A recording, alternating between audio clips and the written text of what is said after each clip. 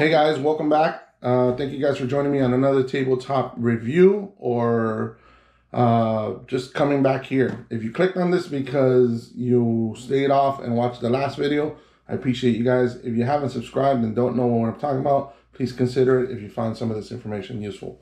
But let's get right into it. If you know or you saw the title, we got a new toy. What is it? What do you guys think it is? Well, obviously, if you clicked on it, you already know what it is. But let's get right into it. You've seen on the channel before that I've had a Glock 19, don't have it anymore. Might get back into another one, I don't know.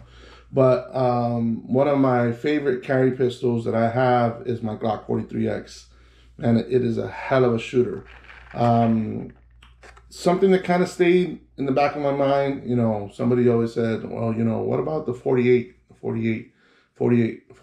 So, you know, you plant a seed, you water it, and then it just grows in your brain. So I didn't want to leave that in the back of my brain. I ended up going and getting a Glock 48.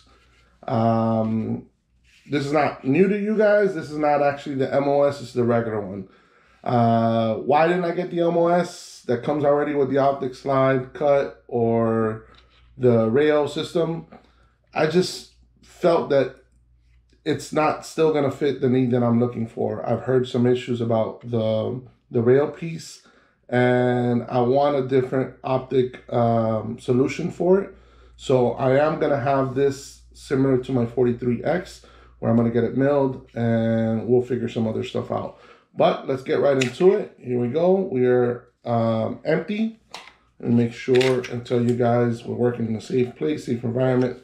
No ammo. Actually, there is ammo nearby, but nothing nowhere for this to hurt myself or anyone. Let's see what comes in the box. We got two standard Glock mags, 10 rounds. You know, we'll use those, probably range time. We have a quick loader, which is really nice. Lock. Every gun should always have that. You got your little cleaning rod and your brush. You know, I didn't know, and you know, blame me for it, but I actually heard a rep saying you shouldn't clean any Glocks other than the brush that it comes with. No brass or anything like that, or copper or any of that stuff. And I didn't know. I mean, I thought you could clean your Glock with anything, but I guess it pays to read those things. But I don't know, is that something you guys have heard of or not? And the guy just took me for a fool. Let me know. Inside, you got a big envelope that has all the information for the Glock, your gun. It's very good that you should read that, and that is what it is. And then you got your nice handy dandy traveling case. But let's talk about the firearm. So the Glock 48, you know, where does it fit? It is one of the single stack magazines. Glock 19s, 17s, 26, all that are double stack, so I have a little bit more capacity. But this one is the single stack. They're a little slimline, and that's the reason why I have this in the 43X. I'm probably going to be one of the few people that tells you that the Glock 19 didn't feel good in hand for me. That's one, and it was a little bulkier for what I like to carry. Now, this is about the length of a Glock 19, right? But it's still slim like a Glock 43X. So I wanted to see what overall longer barrel, longer slide, a little bit more mass would actually do to accuracy. And I feel like this I'll be able to still carry with it still not bulging out too much over here. The Glock 19 probably fits out a little bit more than that. Now the big plus that I have on this too, which was, you know, one of the things that I love about the 43X is that I'm not only going to be using the Glock, the OEM 10-round mags, I'm actually going to be using the S15 mags. I don't have one right at my disposal, but on some of the ones that I have it, I'm going to actually put this on. And those S15 mags are made by Shield Arms. If you know about them, or if you don't, go up here, and it'll take you to a video about the Shield S15 mags. But I'm actually going to run another one with a +5 extension. So what does that do? It's going to have a similar mag, same footprint, It's not going to protrude anymore. It's going to stay flush just like that. But instead of 10 rounds, it's going to hold 15 rounds. Now, the one that I'm going to run along with it is going to have this little extension on it, which is going to be able to hold an extra plus 5 rounds. So not 15 rounds, you're going to hold 20 plus 1 in the chamber. So that is a huge, huge, huge benefit. And with that little added piece, it's almost going to be the size of a Glock 19. But we'll take a look. What's good to say about the 48? I'm not going to bore you with specs and all that stuff. One of the things that I already did from the gate before I even unboxed it for you guys is I changed those god-awful sights from Glock. You know, what did I go with? I'm going to tell you because I know I'm going to get a ton of questions on that, because as this changes, there's going to be a lot more stuff done to this. You guys are going to ask me about it, and you can either come back to this or an updated video on it. I got a regular, just Tru Glo tridium night sights. I've had these before. I like them. They're really comfortable, very easy to acquire, glow like the Dickens. And when I have this slide milled for my optic, they're going to co-witness with my optic. So they're not suppressor height sights by no means, but the way it's going to be cut and the way that optic fits, it's able to co-witness it with it 100%.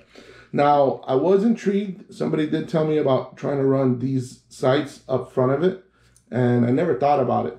And they told me that, you know, it would protect the sight a little bit more in case you had to rack it off of something. You know, imagine the sight here, and it'll protect it. Jury's still out on that one. What do you guys think? Do you think that would be a good idea to run these up here in front and have the optic sit in the back, so you're still able to co-witness, but the optic, the sight would sit up here? Let me know in the comment section below. Again, forward serrations, rear serrations like the 43X, just a longer slide. Grip is very nice. I like it. The next thing I'm going to be adding to this is HandleIt grips, which is the rubberized grips that I'm going to be doing to it. I'm going to be going a little all out on this one. I might do a little porting here.